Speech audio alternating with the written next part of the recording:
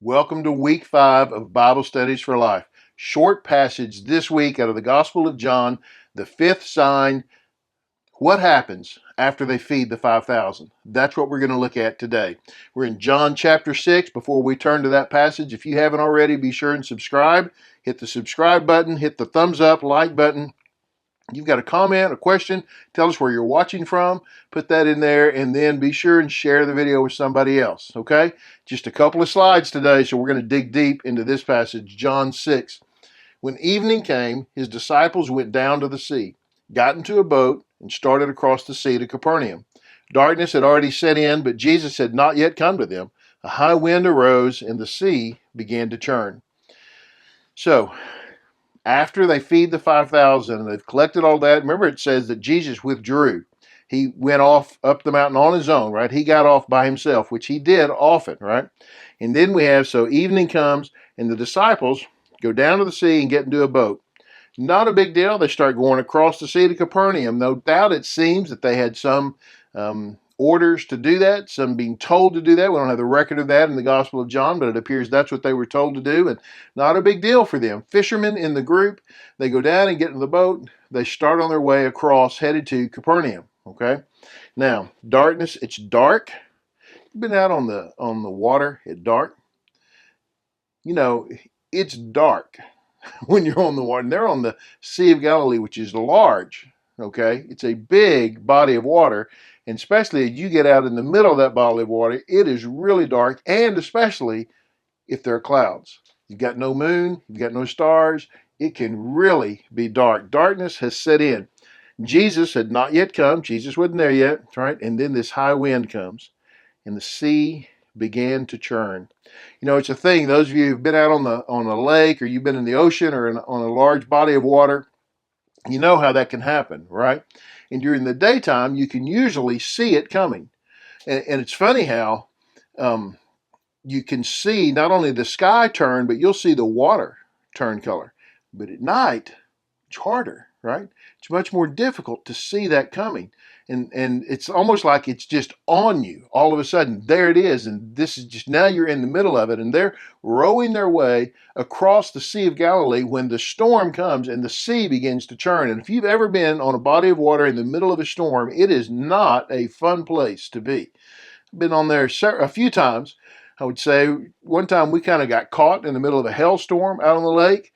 And it was tough to even get our boat out of the water, and everybody's trying to do it. So you're waiting, and man, it was really hard.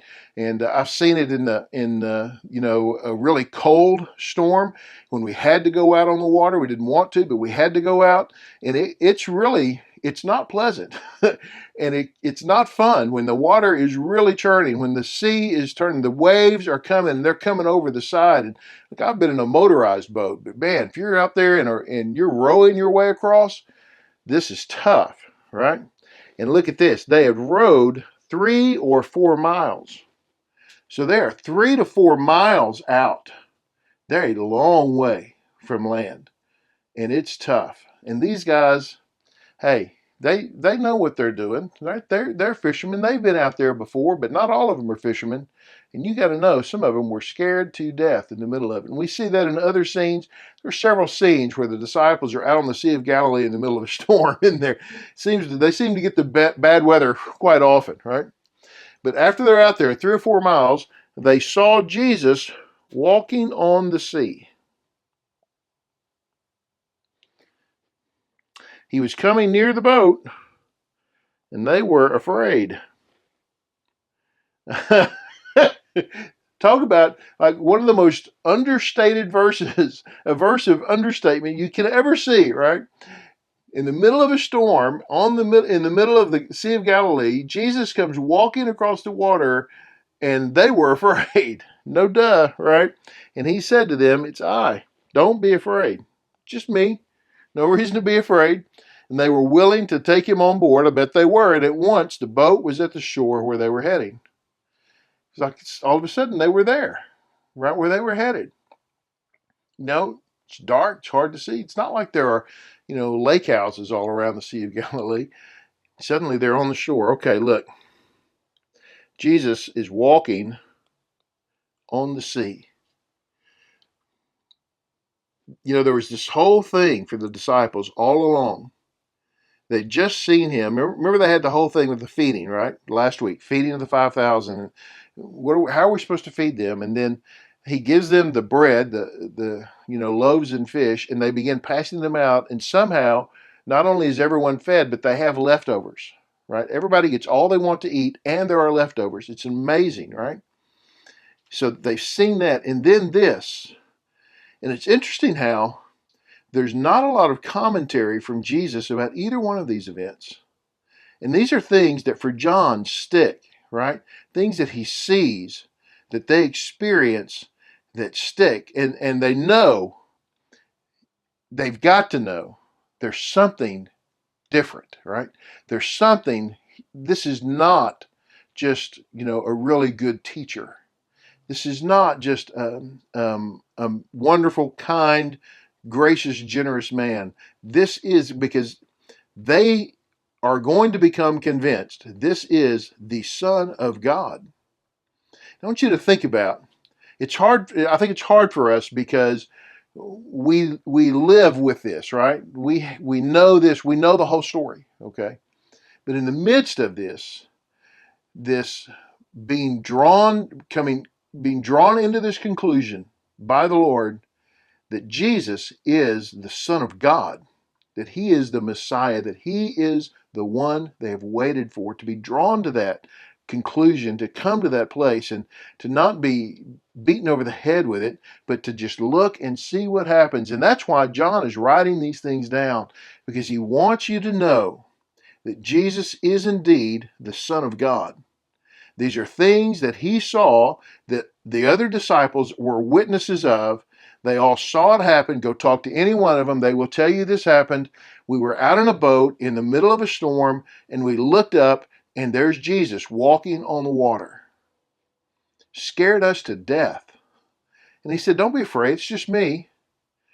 And then he got in the boat. And next thing you know, we're on the land, and here we are. He's walked across while we rowed across. He didn't walk around. He got to the land the same time we did, but he didn't leave in the boat we left in. You see, John is helping the reader, helping us know who this Jesus is. But at the same time, we could say that Jesus is letting John and the other disciples know who he is. He is proving to them his great power. Listen, this is what God still does. It's important for us to take note of the times that God moves in our life. Here's what I would say might be a recommendation for you out of this, is to go back and think about when you know God moved, when you know God spoke to you, when you saw God answer a prayer, and make a list. Start writing down these times that you know, because look, we need to be reminded sometimes, don't we, of who Jesus is. We need that reminder that God has worked in the past, he will work in the future. He will work now. We need to be reminded of that. But we also need to be able to remind and tell others, listen, God has worked in my life, he will work in your life. God has done this in me, God will do this in you. God will move. God will make this happen. He will cause his name to be known in your life. He will show up. Have confidence in that. This is what Jesus is doing in the disciples. And now John is one of the disciples, and writing his gospel is helping to happen in our own lives so that we know who this Jesus is. And this is a short, it's 6 verses.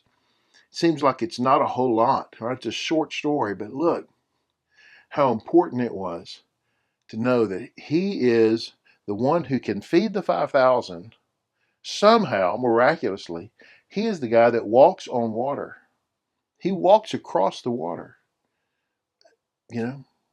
How important it is for us to remember who he is and what he does in our own lives, and help others know and trust in him also in their lives. So make a list of what he's done. Hope that's helped. It's a great lesson. It's not long, but don't just breeze past it. Maybe this is a good time in your class to spend some time talking about how God has moved and how he has worked. All right? Thanks for watching. Be sure and subscribe if you haven't already. Hit the thumbs up, like, comment, share the video with somebody else. We'll see you next time.